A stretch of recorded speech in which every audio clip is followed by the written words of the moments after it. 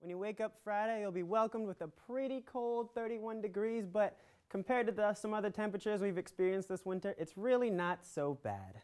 It'll also be cloudy. The sun will rise at 7:04 a.m. and you will have winds at 3 miles an hour coming from the east. Macy and Jake, back to you at the desk. Now it's time for our Kid Pick of the week. This week's Kid Pick comes from 4-year-old Richie. It's a picture of a sunset over the ocean. It kind of makes me wish I was on the beach right now. Great job, Richie. I know, it makes me want to skip all this winter snow and go right into summer. Sounds great. Definitely going to have to plan a trip to the beach this summer. Yeah, definitely get some sun.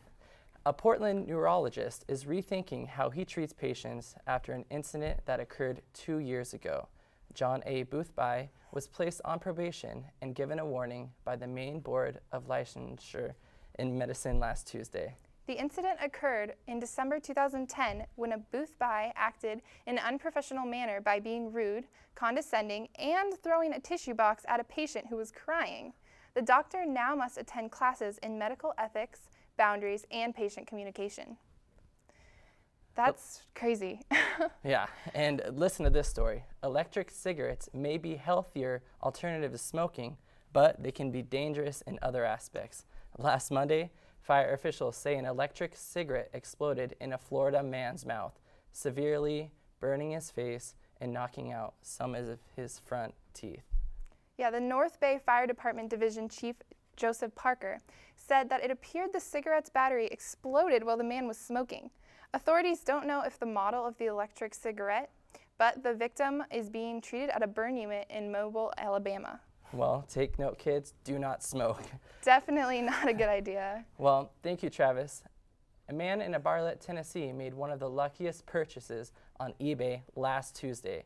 California resident James Lebrowski recently sold a safe on eBay, which he later found had $26,000 in it. Lebrisk has emailed the buyer numerous times trying to negotiate receiving a cut of the cash.